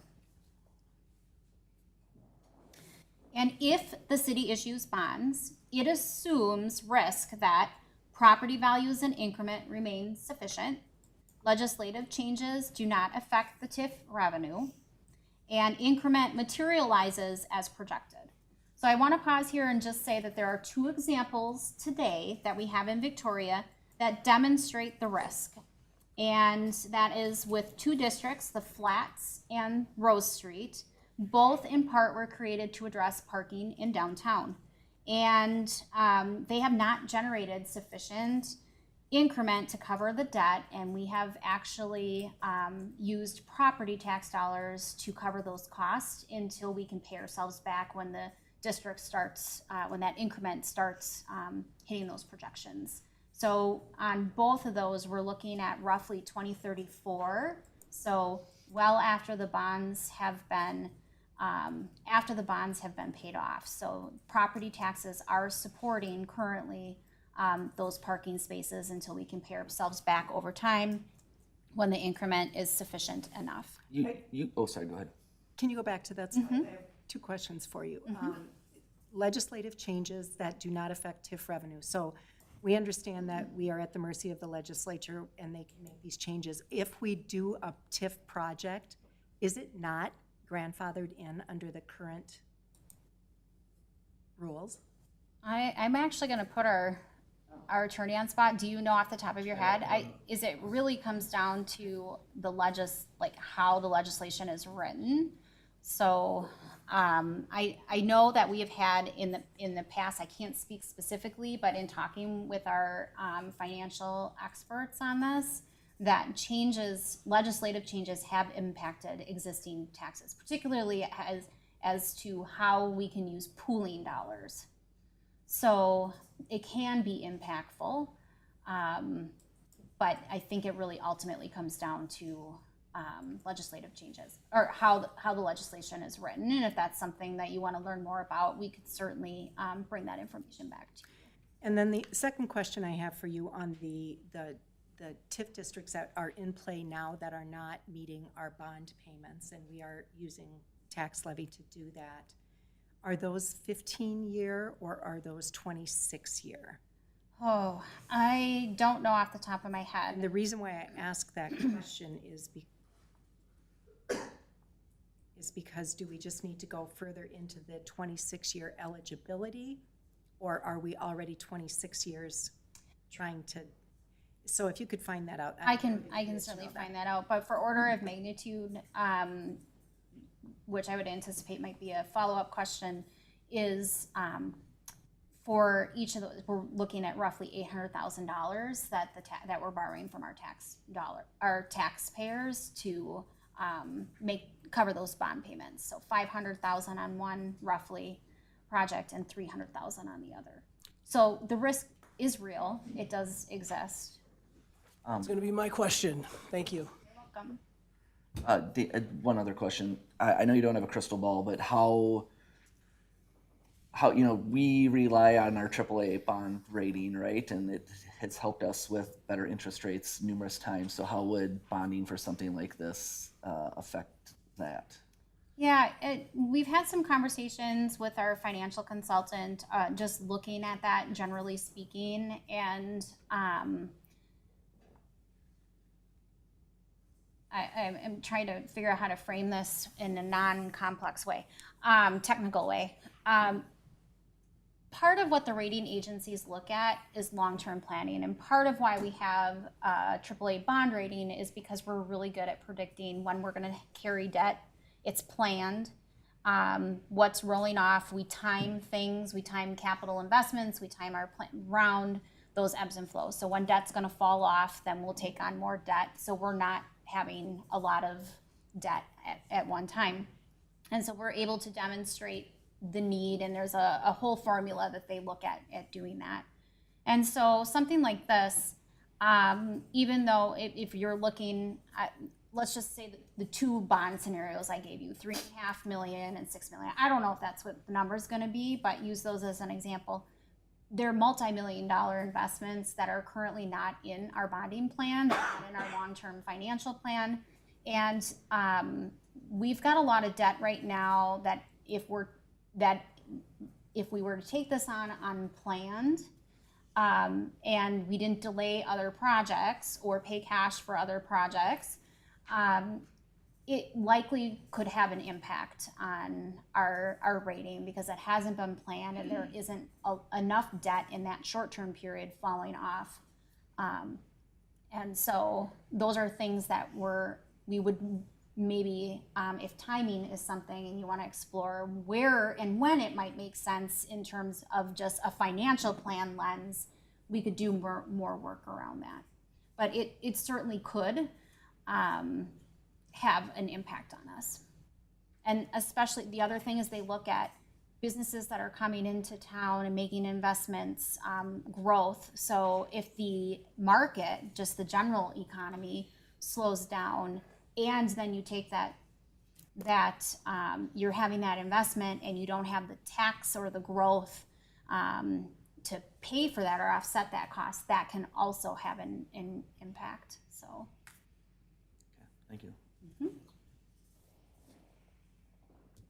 Okay, moving on. In staff's discussion with downtown property owners, two types of redevelopment districts scenarios were discussed. We discussed expanding a TIF district, the existing Roars TIF district. We also have just talked about generally standalone TIF districts. Essentially, the timelines for either establishing a new TIF district or modifying an existing TIF district are essentially the same. So just real briefly, either modifying or creating the district would require approximately a 90-day process driven by statutory requirements. It would require a public hearing and consultant and legal work. That cost would be approximately $30,000 to $40,000, depending on the scenario. Parcels in a TIF district do not need to be contiguous. However, each parcel must independently qualify and substandard conditions must be evenly distributed. So this is important, and I'm talking about this now because some of the districts and some of the parcels that we've explored, some of them are contiguous, some of them have not been contiguous. So one of the questions has been, can you have a non-contiguous TIF district? And the answer is yes, but there's some qualifications to that. So multiple conceptual expansion scenarios have been discussed. Each would require additional TIF and legal analysis and financial analysis. So each scenario would cost about $30,000 to $40,000. Council has historically directed that these costs be paid for by private applications or private development rather than the city. However, the city can also be the one that is initiating a TIF district. But then the city would be responsible for covering those costs. One of the ideas that has been discussed is modifying the existing Roars TIF district to create a non-contiguous district that would include the Victoria Condos project. Under this scenario, the city would capture tax increment for two projects, the Victoria Condos project in the early years and the Roars project in the later years once that district begins generating increment, again in years 15 to 26. In order to pursue this approach, the city would first need to complete the formal TIF modification process. That includes hiring a consultant to conduct TIF eligibility analysis. And yes, we know that they each stand independently on their own, but we would specifically be looking for the coverage test. And then working with our financial advisor, we would want to estimate those increment projections. We would need to hold a public hearing, notify the county and the school district, and then obtain city council approval to modify and recertify the district. You would also need to record that recertification. Completing that process would require an estimated $30,000 to $40,000 in consultant and legal work just to evaluate and establish a modified district. Based on what we know today, the increment would be available for roughly the first 15 years. That only increment would be coming from Victoria Condos. The increment alone would not be sufficient to cover the annual debt payments associated with the construction of the parking structure. So there's also an important timing constraint to look at. Victoria Condos project has received final plat approval. They are expecting to pull building permits this spring. Once a building permit is issued, the project cannot be added to the TIF district if the city has not already committed the increment from that development. So state law requires that increment be committed or spent within 5 years of the original TIF district certification date. For the Roars district, that deadline is April 16th, 2029. We would not need to issue bonds by that date. We would just need to formally commit that if we wanted to use increment from the Victoria Condos project, that modification of that district and that commitment by council for the use of increment to fund a parking structure would need to be done before April 16th, 2029, or before the building permits are issued. So what does this mean for this project? Based on what I told you, they are targeting a springtime for pulling building permits, so the timeline is very tight. So there is a risk that you could spend the $30,000 to $40,000 to complete the analysis and go through the project.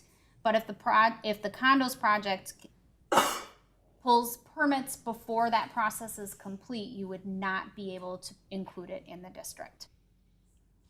So in addition, because the early year increment would be limited, there is a scenario where the parking structure debt would essentially be covered by property tax support until you can pay yourselves back in those later years 15 to 26 with the ROARS project. Ultimately, this brings us back to that broader policy question, whether the conditions that informed previous decisions have materially changed and whether there is community support for property tax dollars for an investment of this scale. And while that timing is tight for the councils, again, you have until April 16th of 2029 to make modifications to that ROARS TIF district. This means there could be additional opportunities to evaluate TIF for parking as other projects, development and redevelopment projects occur within this time frame. Staff are aware of at least 2 projects whose property owners have indicated redevelopment plans are within this time horizon. With those policy considerations in mind, you may wish to have a potential several paths forward. So we're going to briefly walk through a number of different things that you can think about as you are thinking about the policy considerations and potential next steps. It could be all of these, any one of them, it could be a combination, it could be none of these. This is just meant to frame some potential options for you. So option 1 could be to direct staff to conduct an updated parking utilization count using that same methodology that we did in 2018. So days of the week, times of the year, and analyze whether upcoming additions and that have been online and that are coming online would materially change peak demand conditions. The purpose of this option would be to evaluate whether a capacity issue exists before you would explore a major investment. The cost to do this work is about $10,000 to $20,000, and we would recommend, if you're being true to the 2018 study, that you do this in the summer, although you could accelerate that and do that quicker. Option 2 could be to direct staff to prioritize and accelerate the review of downtown parking revisions as part of our comprehensive code update, and then come back to council with specific recommendations. While we would conduct a comprehensive review, we would do a deep dive into some levers such as shared parking policy, parking reduction allowances, if and when that's appropriate, and then requirements for high-intensity uses like restaurants and downtown, like whether certain developments should be required to have an employee parking plan. There are two scenarios proposed for this timeline: staff time or consultant time. Staff time would be about 6 to 9 months if we do the work. To make this happen faster, we could hire a consultant. We estimate that costs be about $12,500. So this becomes prioritized and focused on in a shorter time frame. We could cut that in half, so 3 months. Option 3, you may wish to get a better sense of whether the community sentiment has changed, and there are several ways to gauge this. For example, you might, following this workshop, you might wish to invite public comment on the topic by hosting a listening session so you could get feedback on whether sentiment has changed. Alternatively, or in addition to, you could conduct outreach through pulse surveys. We have a lot of events that our Mobile City Hall will be at this year, so we could incorporate some feedback, informal and formal, through those pop-up events through our Mobile City Hall. If you wanted more statistically valid feedback, you could direct staff to include a question about taxpayer support for funding a parking infrastructure as part of your community survey. That will be launched in summer this year, with results coming back to you this fall. And then you could also solicit formal feedback from downtown businesses regarding cost participation and long-term, for both the construction and long-term maintenance costs. All of these options come with staff time, but one.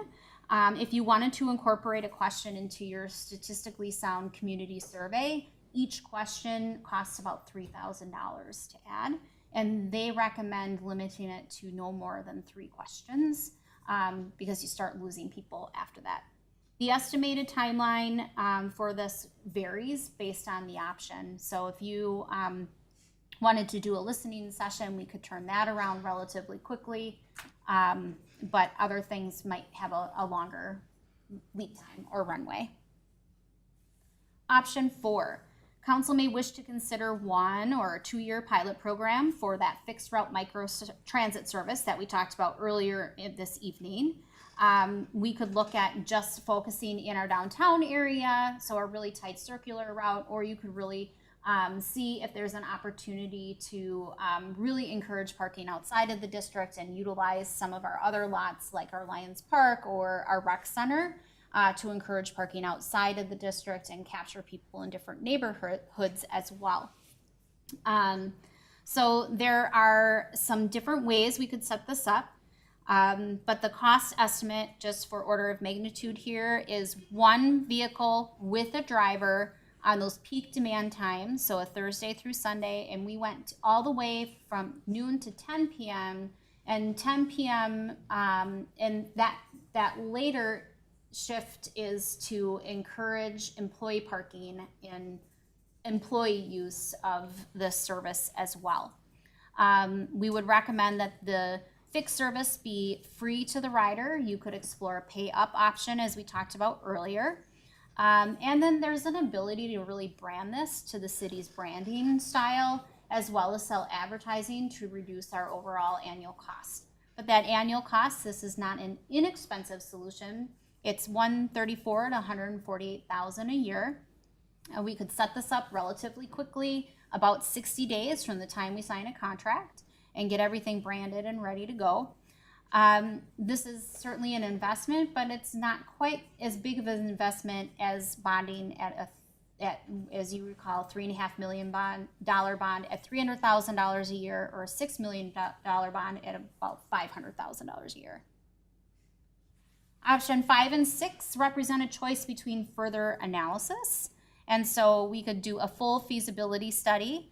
And I do think the costs that I have here, 50 to 70,000 is probably on the lighter side. It's probably leaning more towards that 70,000, but that would build on all the previous work that we've done. We could evaluate multiple different options in multiple different locations and really drill down different funding solutions and costs and bring that back, comprehensive conversation back to council on very specific details around specific solutions.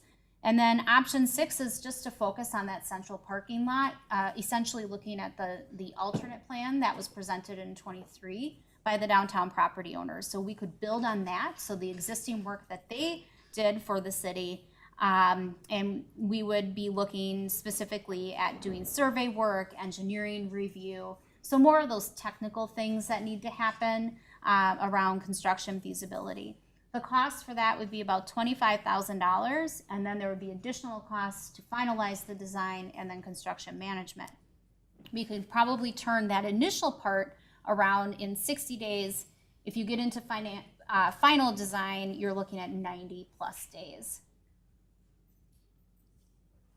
And then option 7 would be to take no action. So continue the status quo, reaffirming that we're going to continue to monitor utilizations, and implement continue with incremental additions to parking supply and focusing on management strategies. And we've done it.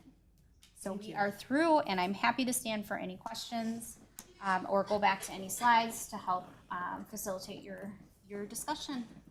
Very good. Thank you. That was a very thorough and complete. Thank you. Full parking history. And I think we're all still awake. All is good. Thank you for covering that. you gave us a lot of options to consider, and I think there's not one solution within the options that you gave us to consider, at least in my view, and I'm curious to hear from my council colleagues on this as well. But I think there's a couple of things that I would like to initially start out with. And the first thing I want to stress that gives, because we've been feeling like there's some urgency to really act and act right now. And knowing that we have until April 2029 to go back to recertify and do something with that ROARS money is a good thing.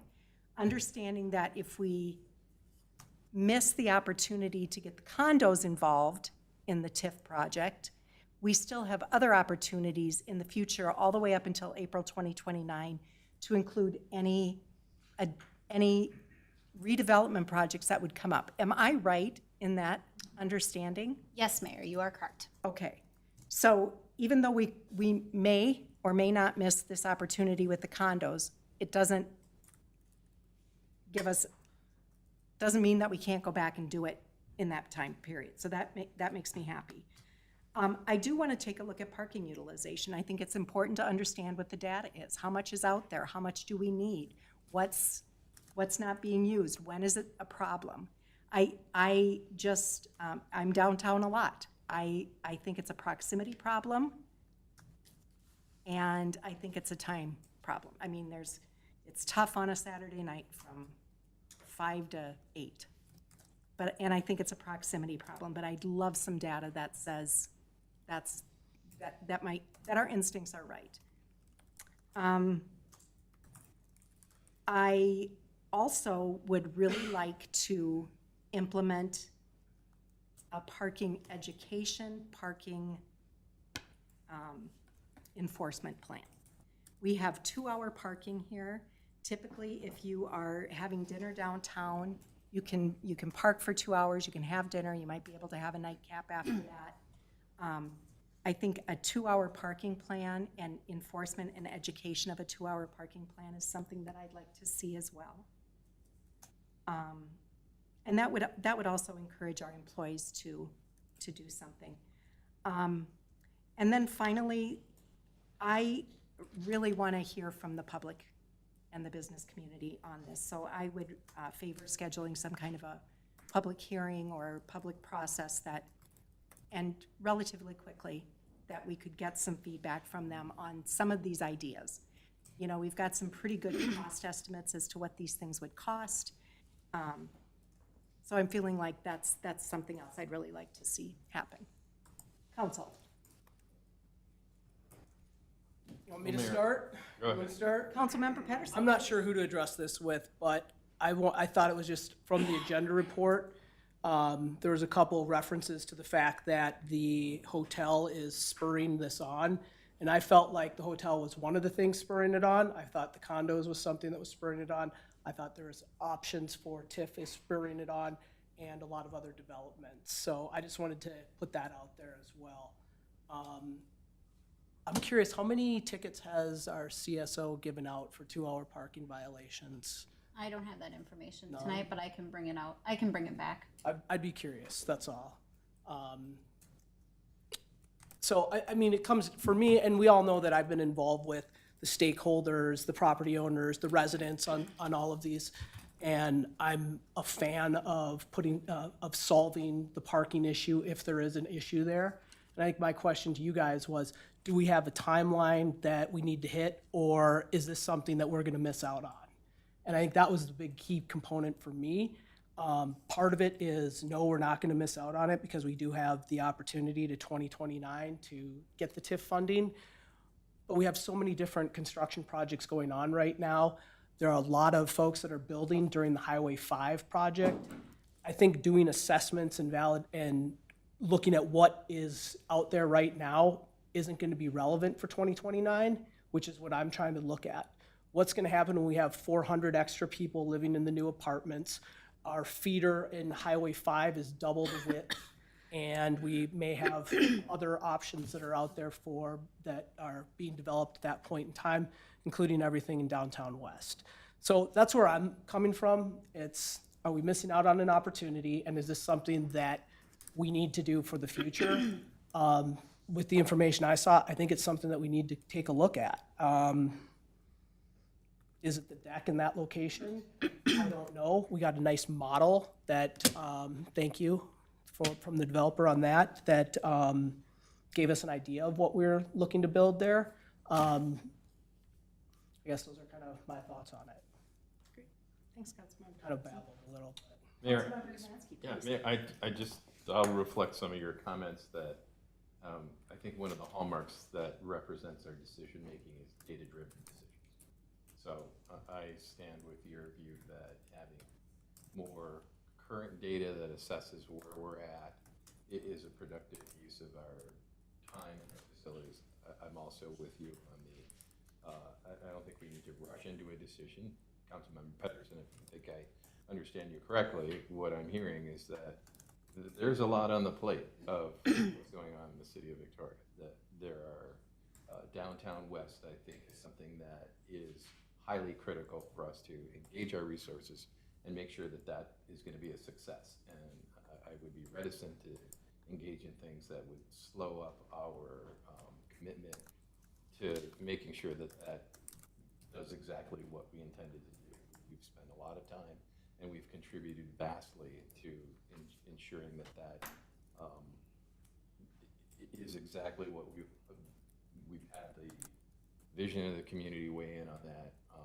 That process of how we arrived at what that vision looks like is something that, again, reflecting on what the mayor said, we can bring that kind of discussion to this so that we can get community involvement like we did with that. And I think that that stands as a prime example of when we bring all that together, we get fantastic outcomes. And I agree with you that this downtown parking thing is something that we need to solve properly and not, do a slap, shot approach to it. The city of Victoria's residents deserve us to really drive this home with the right decision making. So I would say that no action is not really what it is, but I'd say that, jumping on this immediately is more of a not now rather than a no situation. I'll chime in on the microtransit service. I don't think that that's the best use of our funds. That seems like a very expensive option. And I think that we're going to see other things come along in the future, maybe more rapidly than we think. Dana and everybody asked me, how was your weekend? I spent my weekend in Scottsdale, and I saw a number of Waymo cars driving around. And that might be something that makes it to Minnesota sooner than we think, and that might be a way to have something that addresses some of the concerns that we have about moving people to the downtown area. I don't think that a microtransit service at this time is really something that we should invest in, but we should engage in the right amount of feasibility to, I guess, Dana, if we do a big study, we would be able to incorporate the concept of a deck feasibility study as well, correct? Councilmember Evansky, Mayor, members of the council, yes, that's correct. What I will note to you though, the funding, and I think it's gonna probably fall closer to that 70,000 mark, that is not currently in your budget. And so we probably don't have enough wiggle room, so we would have to be looking at, if you wanna move forward with that now, we would be looking at some budget amendments and priority shifts to be able to fund that for this year. Otherwise, we could fund that as part of the budget cycle for 2027. Yeah, okay. I think that that's probably a prudent space to look at funding that and use some of the more cost-effective, some of the other quick-hit things that we could get involved in, like community discussions, et cetera. Similar to what we did when we had the questions and answer session at the ice fishing contest about how we would develop downtown west. That approach seems to make sense for us to tackle this problem. Thank you. I think, Councilmember. overall, I think this is critical. It's critical to look at all these options. Thank you for putting together all these options. Data's been said a few times. I think that's critical here. I think listening to the residents, the business owners, et cetera. I go back to, I think our hub of downtown is shifting a little bit. So if we do this central parking area, maybe it's not where we all talked about, maybe it shifts a little bit. That's okay if it's a block or two of a shift. So maybe it's more central in a certain area. So there's a lot of discussion. I was just downtown Friday night. Spots open right out here that are not far from Vic's, not far from Winchester and Rye. 20 of them. Nobody parks there. We parked there. I don't know, it was a block walk. So I don't know why that is. Maybe we need to look at some awareness things and talk about some of those things, but I'm just giving you an example. Yes, this part was full, but those were wide open. And it wasn't 20 below and all that stuff. So I'm just giving an example there, but I agree with a lot of what's been said. It's critical. We need to discuss it. We need to listen. And I don't think number 7 is an option by any stretch. Microtransit intrigues me for one thing. I think it's creative. I'd be curious if any other cities are using it and it's been successful. It is expensive, but the way things evolve, I think we're going to be seeing a lot of these options. So maybe we just find out if another city's using it, and maybe there's ways to find out without going both arms in and 2 feet in to see what the potential is, even if on something like that. Go ahead. Ms. Hardy, please. Thank you. Councilmember Reef and Mayor, members of the council, yes. There are cities using it. And so for the particular company that we were talking about to get some cost estimates, order of magnitude things for you, they are not currently operating in Minnesota. And I don't think outside of like seasonal trolley services, I'm looking at our community and economic development director. I don't believe that there's anything quite like this in Minnesota today. Okay. You see a lot of these microtransit services like we talked about today in warmer weather climates, but there are success stories in our northern climates, particularly in Massachusetts, Washington, D.C., where they are successfully running these. And there is an option, and it's probably not worth going back to the slide, but there's kind of an open air option that they had that is really great for warm weather. And then there's more of a traditional van-like option. So you would probably want that in warm or when it's cold out to stay warm. There's an option or an opportunity to partner with a warm weather climate to flip-flop what that looks like. So you have 2 vehicles, you flip-flop, because when we want the warmth, they want the cool. So Yeah, and it's thank you. It's intriguing. I will say it is expensive, but I'd just be curious on. Although to that point, I just want to because I think it's intriguing as well, right? So on one hand, right, we know the valet service failed, right? Like, but that was $10 to $20 a ride. This would be, other than how we pay for it, right? This would be free for your users to use. Also, I would say people use Uber and Lyft and all those things a lot more, so they're used to rideshare, right? Like those types of services, so it might be used more in this day and age. I'm very unsure of like how it would be used, but just from the standpoint of cost, I mean, when you look at it initially, you're like, okay, that's expensive. But also, if you look at it from the fact of 3.5 million, which is, we're saying on the low end, right, for a structure, it would take 23 years at $150,000 for this to reach 3.5 million, right? And so this, as we've talked, right, like, we may eventually say we want that parking deck, right? But we might not be able to connect it because of the timing with the Gannon project. That would be an option to give us time to say, okay, let's do this for 3 years until, whether it's, I'm just throwing names at, like, whether it's the Vicks and the old Victoria House, right? They want to redevelop, right? Now we have a bigger TIF district that's ready to go, and now we can build that parking structure. To me, it's intriguing from an option of it gives us a little bit of time, but it's hard because, like, in that maybe where community engagement comes, because I'm like, will people use it, right? Like, and I'm like, but again, like, if there are, if staff can look at things like, are there grants or anything out there that would help offset the cost? Greg brought up, right, like, instead of doing one of those, like, is there a self-driving car option out there that says, hey, we want to come to Minnesota. This is a super easy,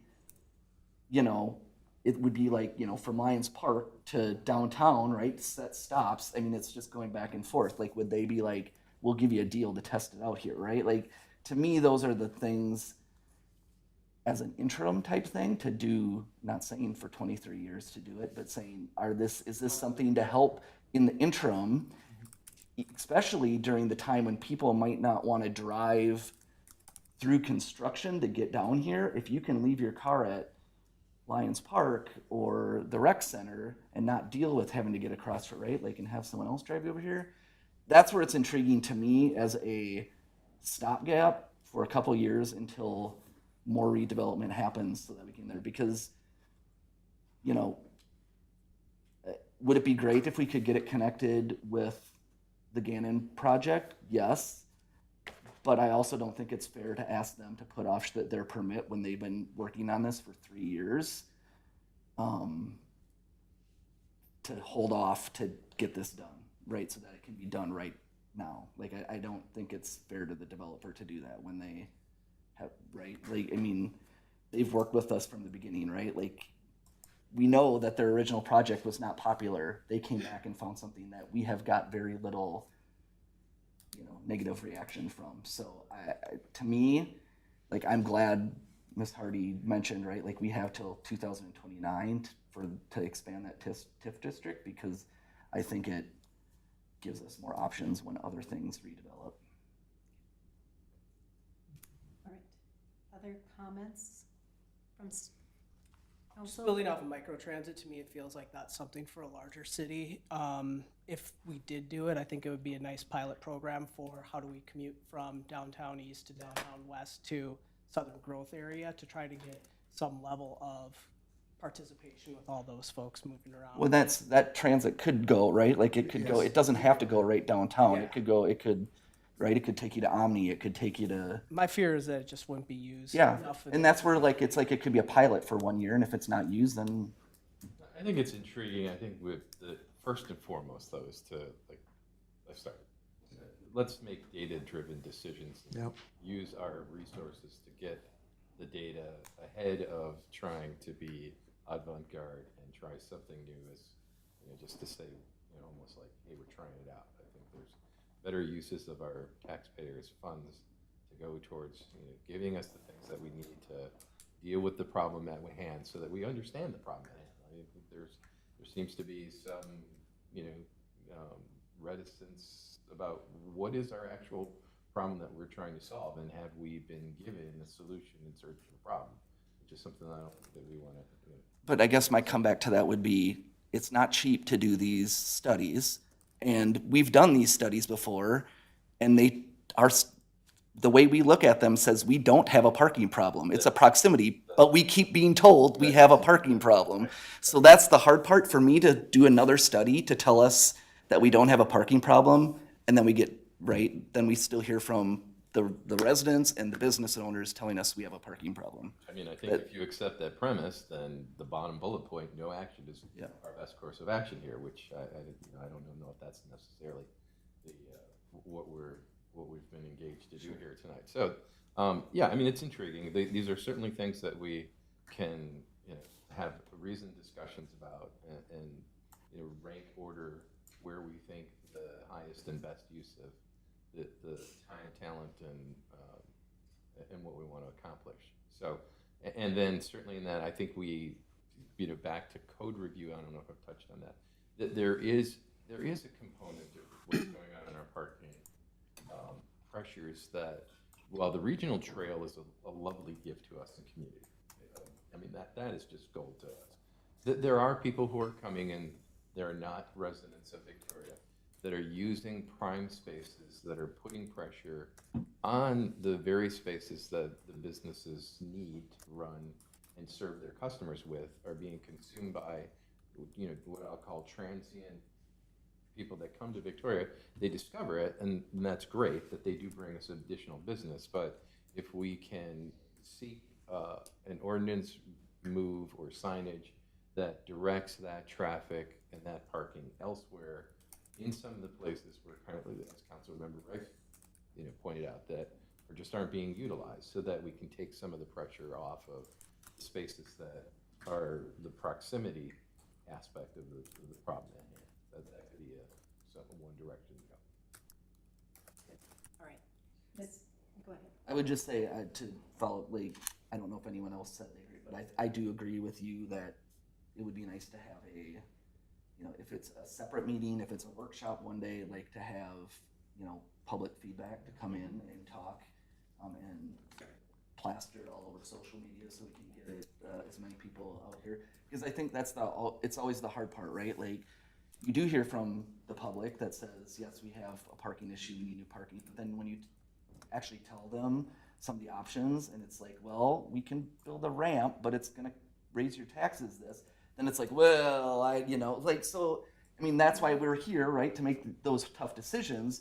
But, you know, it's not always as simple as just like, we'll create more parking, right? And we have a very unique downtown where it's long and it's narrow and we're blocked by Highway 5. And so that's where some of this, where I believe, I agree with you again, is that it's more of a proximity issue than it is an actual parking issue most of the time. So, and my big concern is that, you know, a ramp or a deck or whatever sounds great, you know, but 2 points on that is, one, I don't want it something that's sitting empty 4 days out of the week and it's only being used, you know, a little bit on the prime nights, but also 2, you know, I still see businesses downtown that say, keep it Victoria.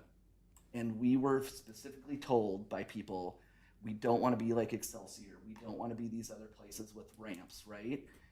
And so it's a catch-22, right? Like, there are good points on both sides. It's not black and white. It's not simple. Just build a parking, like we have heard. I have heard from a lot of people. I'm sure you guys have too. Like there are a lot of people that don't want to ramp. Like, it's going to ruin our charm, right? And that's what we want to keep, is our charm of our downtown. And it ultimately, if we build it right, could still make it charming here. But like, there are a lot of concerns for me about it. And again, that's not saying we shouldn't do it. It's just, there is a lot to think about with it, the cost and how it affects our downtown. Well, and, you know, we are a growing and developing community. And every month, every day, I mean, Ms. Brewington can tell us, people are knocking on the door. They want to be here. And all of those things change what happens and who's here and how many places, how many parking spaces you need and all of those things. So we have now thoroughly run this thing an hour over time. So just to be respectful of everyone's time here and the folks who are on the regular agenda this evening, I'm gonna take a look at staff and say, do you have what you need from council? I think we heard very clearly. Do you want to repeat back to us kind of what you heard, and we can chime in? Thank you, Mayor, members of the council. This is what I think I heard, where I think we have consensus. So couple high-level things. Public feedback is important. So you want to understand community sentiment. We can do that through some engagement surveys, and is there an appetite to bring back a listening session to a workshop? Yes.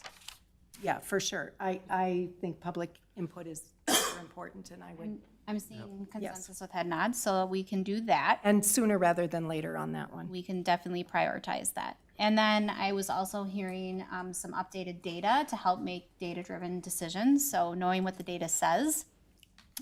So would there, although you didn't specifically say that, would there be support for a revised utilization count that also looks at the capacity percentages with what's coming online and what's here since our last update in '22? And what was the cost? Yeah, I mean, for me, that's like 1, 5, and 6, and Oh, I'm not sure how those all break down, but I think that's needed. And, I mean, for me, you know, part of the listening session, you're not gonna get anybody who doesn't care about parking. You're gonna get everybody there that wants a parking deck. So it's gonna be 90% attended by people who want it. That's just what I think we'll get, but I think that's good. I think the community engagement through the other services is huge as well. I don't know, I just wanna make sure we're not missing out on an opportunity at this point, and I think this is a time that we need to get as much information as we possibly can and do the right thing for the Can community. I ask you, because you keep saying you don't want to miss an opportunity, like, are you saying that you want the Gannon project to delay if it comes to that, so that we can get them in the TIF I district? don't think we can legally do that, can we? No, I don't think so, but, That would be up to them to decide if they wanted to delay for Yeah. some reason. sure. I mean, we went through quite a That's the deal big to get. opportunity as well. Well, we tried to get got an easement so that we could build this thing, and then we have opportunities now for other sources of funding. I'm not a TIF expert, but I just feel like if everything's being constructed right now in that area, we got Highway 5 under construction, is this the right time to do it? That's the opportunity. And I think that what I'm hearing consensus-wise is, no, it's not the right time. We should be more measured, and it would be disingenuous to delay the project to give her time to look at alternative structures for the ramp. Fair enough. So you're comfortable with that revised utilization counts? That cost is approximately $12,500, and we do have funding in our budget for roughly that for unplanned projects, so that would fit in that. The other option for you would be to use your shared parking funds to fund that. So we can talk through that or think through that later, but those are options. I also heard that that you would like us to take a look at some of those levers that we discussed as part of the parking code review, but I did not hear you say to accelerate that. So that'll just be, we're not backburning it, but it will continue to be evaluated, and we'll bring that forward as we bring forward all of the revisions, unless you otherwise specify acceleration. Yeah, parking study that you talked, or whatever you want to cut for 12,000, like, so that was the one though that we would want to wait till summer to get similar data, is that? If council wants to be able to compare more apples to apples, it would be a summer project. To me, that makes sense anyways, because that by that time, the old Victoria House hopefully will be opening, right? And then the Mexican restaurant. We'll have 2 new We'll restaurants. have 2 new restaurants, so that will give us better data on what it looks like. And then parking education enforcement, 2-hour parking. That was my next one. Yep, I've got that, and then the number of parking violations, so getting some data back on you so you can. Does she work, so like, what are her, like, is she out at, right? Because my guess is the worst times are at night, right? So her hours are Yeah. during the day, right? Councilmember Roberts, mayor, members of the council, yes. So she is mostly day shift.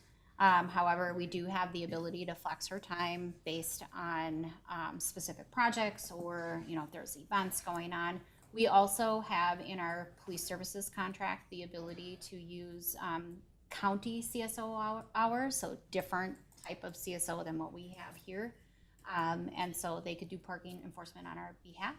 That's written into our contract, so we could do that. We also can leverage our deputies. So just because we're focusing on CSOs doesn't mean that deputies cannot do that work. And so our deputies we have 24/7 coverage here. So that is something that I can take back and talk to our new sergeant about what that looks like. The other big thing is, and I was a bit shocked when I saw the numbers that you gave, is the employee parking down here. I mean, is that just more education and discussing with the business owners? Like, we really need to get, I mean, when I was in high school and in college and worked those types of jobs, right? Like, you always parked as far away as possible because you let the people coming for business park close, right? So I just, like, right, and you had the buddy system at night when you were. I was gonna say, at night, there's right? So there's I- a safety Yeah, piece of so- but it, there's so it a- would be a buddy system, it Yeah, would so, have to but be. I guess I'm curious, is that just like what we would be talking about is discussing with those business owners to hopefully get them to park a little bit more on the outskirts? Yes, Councilmember Roberts, Mayor, members of the council, we can certainly do that. Okay, I have a request from Mr. Sikora to address the council. Thank you. Please, quickly. Mayor, members of the council, real quick, only thing I want to point out is the opportunity you said that we're missing. And if we, as a city, establish a TIF district with a project, then we can harvest those funds to a bond later, 5 years. If we don't, then it's gone. $1.2 million approximately that we can use as taxpayers to fund that bond. If we don't do it, that 1.2 million is gone forever. Would it delay the project? No, it wouldn't. Doesn't need to. Well, it's a 90-day process minimum. 90 days probably maximum. You can accelerate timelines. You certainly can accelerate timelines. I'd like to hear from the Ms. Hardy, can we, I know there's some statutory requirements, so thank you. Sure. Please, Ms. Hardy. Mayor, members of the council, and I have spoken both with our legal counsel and our financial consultants about this. And so the timing, yes, there is opportunity to shave off some time. The state law allows for that. The reality of how that plays out is that there's minimal to be gained. So there is in the process, part of the requirement is to go to inform both the county and the school district that this is happening. Here's a project, here's our request. They have 30 days to respond to the city. We can request that they waive their 30 days. If they're going to do that, it needs to get on a formal agenda. There needs to be done and submitted in writing. And so when you look at the practicalities on when those meeting times are, when the notice requirements are, it might shave off a week or two if the stars aligned. But it's generally 90 days for either establishing a district or modifying a district. The other thing I just want to mention again to council is on the timeline. I had talked about, you could certainly go through the steps that it would take to capture the Victoria condos. We could do that as the city without a private application. That cost would be ours. It's $30,000 to $40,000 to do that analysis, go through that process for legal and consulting fees.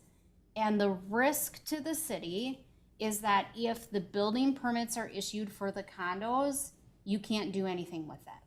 So it's a tight timeline based on where Victoria Condos is in their process, looking at pulling permits in the spring.